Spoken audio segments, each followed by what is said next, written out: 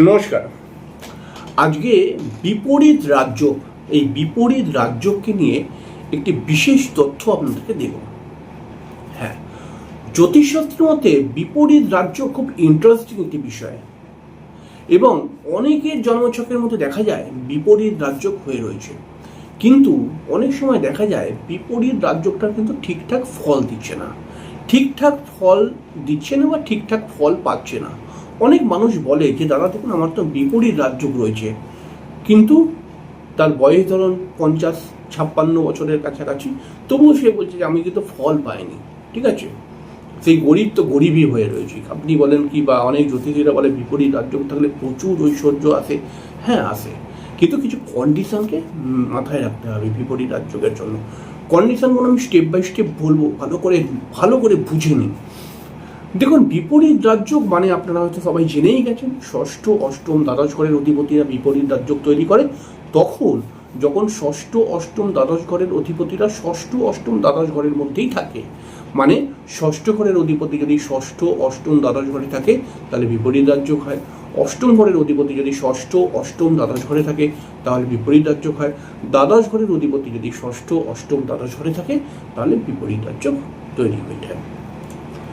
বিপরীত রাজ্য একটি খুব ইন্টারেস্টিং বিষয়। বিপরীত কথাটা মানে এখানে যুক্ত করা হয়েছে, মানে হচ্ছে কি, দেখুন বিপরীত রাজ্য সাধারণভাবে কিন্তু একটি বিপরীত পরিস্থিতি থেকে মানুষকে ডেভেলপ করায়। অনেক সময় একজন মানুষ কোনো কারণে নিঃস্ব হয়ে গেল, কোনো কারণে একদম ডাউনে চলে গেল, কোনো কারণে সে হয়তো তার একটা এমন শরীর খারাপ হলো, সে হয়তো আর কিছু করতে পারছে না, এরকম একটা জায়গায় চলে আসলো। হ্যাঁ, কিন্তু তারপরে সেখান থেকে কিন্তু আস্তে আস্তে করে বিপরীত রাজ্য যদি অ্যাক্টিভেট হওয়ার থাকে, তারপরে কিন্তু তাকে আবার কোনো লাইন এসে যুক্ত হলো এবং সেখান থেকে ডেভেলপমেন্ট ক্রিয়েট হয়ে গেল।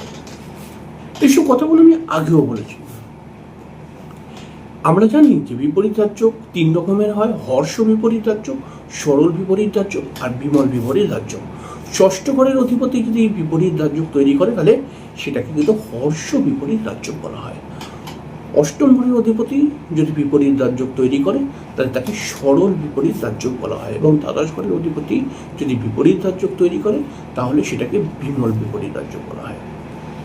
এবারে আমরা ষষ্ঠ ঘর থেকে যেটা জানি যে ষষ্ঠ ঘর হচ্ছে রোগ, ষষ্ঠ ঘর হচ্ছে ঋণ, ষষ্ঠ ঘর হচ্ছে লড়াই, ষষ্ঠ ঘর হচ্ছে মামলা মোকদ্দমা, ষষ্ঠ ঘর হচ্ছে চাকরির ঘর। ঠিক আছে, এবারে এই ষষ্ঠ ঘর থেকে যদি বিপরীত রাজ্য অ্যাক্টিভেট হয় তাহলে এই যে ষষ্ঠ ঘরের ফলগুলো আছে, এই ফলগুলো দ্বারা বিপরীত রাজ্য অ্যাক্টিভেট হয়ে যাবে। হয়তো দেখা গেল ষষ্ঠ ঘর মামলা মোকদ্দমাকে বোঝায়, তাহলে ষষ্ঠ ঘরের অধিপতি যদি বিপরীত রাজ্য তৈরি করে তাহলে দেখা যায়, অনেক সময় এরকম দেখা যায় যে হয়তো একজন মানুষ রয়েছে, সে প্রচণ্ড দরিদ্র, কিন্তু তার বাবার অনেক সম্পত্তি ছিল, অন্য কেউ তাকে দখল করে নিয়ে রেখেছিল। কিন্তু ষষ্ঠ ঘরে বিপরীত রাজ্য যখন অ্যাক্টিভেট হবে তখন দেখা গেল এমন একজন কোনো মানুষ আসলো, তাকে বলল, ভাই তুমি কেন তোমার সম্পত্তি ছাড়ছো, আমি তোমাকে সাহায্য করব। এবং সেই লোকটা, যেই লোকটা নিয়ে নিয়েছিল সব সম্পত্তি, তার উপরে কেস করে দিল এবং কেসে জিতে গেল। এবং দেখা গেল সে মোটামুটি 5-10 বিঘা 50 বিঘার কাছাকাছি জমি ফেরত পেয়ে গেল। তাহলে সেই মানুষটা একে দিন দরিদ্র ছিল, হঠাৎ 50 বিঘা জমি যদি পেয়ে যায় তাহলে সে অনেক টাকারই মালিক হয়ে যাবে। তাহলে এরকমভাবে বিপরীত রাজ্য অ্যাক্টিভেট হয়। অষ্টম ঘরের মধ্যে যদি বিপরীত রাজ্য তৈরি হয় তাহলে রোগ, দুর্ঘটনা, এছাড়া হচ্ছে রোগ হতে পারে, সেটা দুর্ঘটনা হতে পারে, সেটা কিন্তু যে কোনো ঝুট ঝামেলা হতে পারে, সেটা কিন্তু কোনো বড় ধরনের লস হতে পারে, সেটা কিন্তু দারিদ্রতা মানে অনেক বড় ক্ষতি। এই সমস্ত জায়গা থেকে বিপরীত রাজ্য অ্যাক্টিভেট হয়, মানে যেইগুলো ক্ষতি করলে আমার ক্ষতি হয়ে যায়, রোগ হলে পারে, বড় শারীরিক সমস্যা হলে পারে, আমার যে শরীরটা চলে না, আর দুর্ঘটনা হলে পারে একজন মানুষ যে একদম পুরো বিছানা শয্যাশায়ী হয়ে যায়, অনেক সময় কোনো কাজবাজ করতে পারে না, কিন্তু সেই মানুষটা আবার সেটা হয়ে আস্তে আস্তে আস্তে রিকভার করে আবার আস্তে আস্তে করে দাঁড়াবে এবং দাঁড়িয়ে অনেক উপরে চলে যাবে সে। ঠিক এরকমভাবে এই বিপরীত রাজ্যটা অ্যাক্টিভেট হয়ে যাবে। আর দ্বাদশ ঘরে বিপরীত রাজ্য কিন্তু বাড়ি থেকে দূরেতে অ্যাক্টিভেট হয়। হয়তো সে রাগের মাথায় একদম দিন দরিদ্র, রাগের মাথায় হয়তো বাড়ি থেকে চলে গেল, চলে গিয়ে অনেক সময় সে ডেভেলপ করে নিল, হয় না এরকম অনেক সময় সিনেমায় দেখতে পাই যে বাড়ির মধ্যে একদম নিকর্মার ঢেকি ছিল, মানে অকর্মের ঢেকি, বাবা মা রোজ বলতো, চিল্লাতো, সে একদিন বাড়ি থেকে রেগে মেগে চলে গেল, ঠিক আছে, 5 টাকা নিয়ে। অনেক সময় এরকম গল্প হয় সিনেমার মধ্যে, 5 টাকা নিয়ে চলে গেল এবং হঠাৎ মুম্বাইতে চলে গেল, একটা উদাহরণ। গিয়ে সেখানে একটা কী করলো, সাইকেলের দোকান অগ্রম অগ্রম কী কাজ করলো, তারপরে সে অনেক টাকার মালিক হয়ে গেল, এরকম সিনেমায় রূপকথায় দেখায়। এইগুলো সব দ্বাদশ ঘর থেকে কিন্তু অ্যাক্টিভেট হয়ে যায়। আরও কিছু কন্ডিশন হতে পারে। এবারে আমাদের মূল পয়েন্টে আসি। বিপরীত রাজযোগ তখনই হবে যখন বিপরীত রাজযোগের উপরে একটি অশুভ গ্রহ দৃষ্টি দেবে।